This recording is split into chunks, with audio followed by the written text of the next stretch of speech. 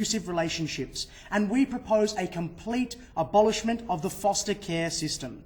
So what is the foster care system? So it is the raising of state wards by volunteers who are paid a financial incentive or a stipend in order to raise these children. So it is not adoption. These children are not raised long-term or permanently by these people. They are still wards of the state.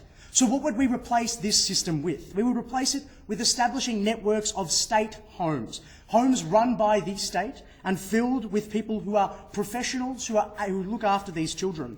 So these children will be raised up until the age of 18 by the state in these homes. So these are the children without parents. These are the children who have not been adopted. These state wards I have touched upon. So who will these homes be employed in these homes? Who will look after these children? Well, we're looking at trained professionals, people like social workers, child psychologists, carers, people who are committed to professionally the welfare of children. And these people will not be raised by those who have merely volunteered to do so with no training whatsoever. And these social workers will be able to integrate things like education and those key benefits that only a professional can. So importantly, what we're looking at here is the state directly looking after that which is its burden, not palming it off to another party. So I have 3 main points of substantive material today. I have that the state has a duty of care, that we can reduce endemic abuse by establishing state homes, and that these state homes will allow for the stability of these children. So let me begin with why the state has a duty of care. So who are the children we are discussing in this debate? These are the most disadvantaged children in our society. They do not have parents, either because they were rejected by those parents, because they caused themselves to be broken away from that family unit due to abusive behaviour or so on and so forth, or because their parents have died. What are the common characteristics of these children? They are enrolled and forced to be a part of our criminal justice system. They are locked in there due to these behavioural issues that they have received due to either abuse or the difficult circumstances of their childhood, both from the parents that they may have once had or have lost, and from foster care, as I will outline later. So what does this mean? That this means these children are hard to keep in schools. These children are hard to give careers for. These children are simply, ladies and gentlemen, hard to parent. And they're hard to basically give any sorts of opportunities. So the state has 2 choices in order to look after these children. The first one is the status quo, is that members of our community raise these children. They are given lucrative stipends in order to do so. They are paid to look after children. And they are given the freedom of parental authority. They are given the ability to raise these children however they see fit, not governed by professional guidelines, not governed by any sort of necessarily rational ideas. They can raise them in any way they see fit. So essentially what we're doing, ladies and gentlemen, is privatising the burden of the state. We are giving these children off to a group of private citizens in order to raise them rather than the state who they belong to. So what is the other choice? The other choice is the model we propose, which is where the state takes direct responsibility for these children. But why is the state responsible for these children, Mr. Speaker?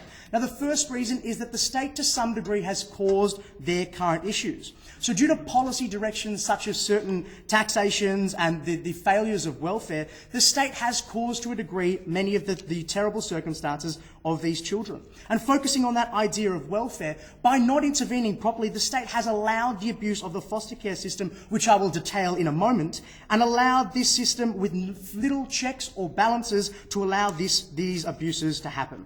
So the state is directly culpable for the failures of the foster care system, failures which I will now detail.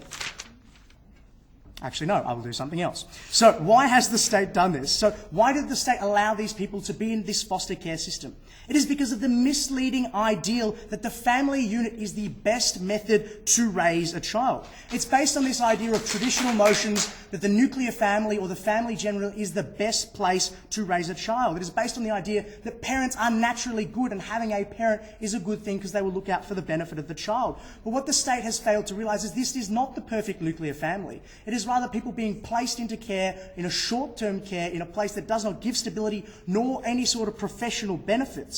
It is being put into the care of people who are offered financial incentives to look after children with few checks or balances. Something which clashes with this idea of the perfect family, which is the biological incentive to be a good parent. These foster carers do not have that biological incentive. Rather, all they have is a financial one. So let me move on to the idea of endemic abuse. So what kind of abuse are we looking at? So we're looking at two types of, where is this abuse coming from? Two key characterizations of the foster parent. There is the well-meaning, doing a good job foster parent, and there is the smaller minority, the abusive foster parent. So let me start with this well-meaning foster parent. Now these people take on children because they think they're doing a community good. They are good people looking to try and help out. But they will be overwhelmed by the troubled children they are receiving. These are children with behavioural issues. These are children who have gone through deep and painful trauma. How can these people provide the care for these children without any sort of professional benefits? They would need the support of social workers, they would need the support of child psychologists, and these are things which our model guarantees. It gives these children guaranteed support. It does not just mean that hopefully they get it. So who are the abusive foster parents in these situations? These are the people who have a perverse incentive to help these children out. One is money, and one is potentially the option for abuse. So it allows people who are interested in abusing to get access to these children. So how did the checks and balances the government have in foster parenting fail? Because they are retrospective. They rely on these children going into these foster families and then reporting abusive parents. So these children are already abused. Furthermore, these children are forced to rally against the authority figures in their life. They have to complain against the very people who are raising them. So systematically, it is difficult for them to expose abuse. And furthermore, the parents aren't going to report themselves. They are in this autonomous family unit in which they have complete control and authority. So in our model, we have supervision. We have professionals who have professional incentives to be good carers, to be good people who have gone into this industry because of their interest in raising children and their ability to be good at it. These people who have qualifications, who have government checks and balances, who are directly reporting to the state for their employment and who can better provide the getting rid of abuse in the area.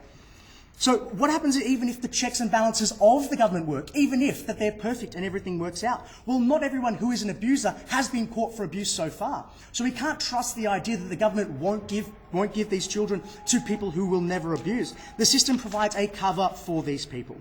Now let me move on to my final substantive point about stability for children. So why is the foster care system unstable? Because these children are not actually adopted by these parents. They are merely wards of the state who are being looked after by these parents for a short time.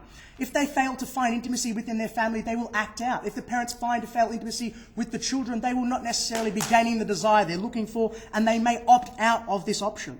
So alternatively, even if these parents are realistic, these children are so traumatized, they are difficult to parent. So ladies and gentlemen, our model provides long-term stability to these children, it provides professional care, and it removes the perverse incentives that the foster care system has. Thank you very much.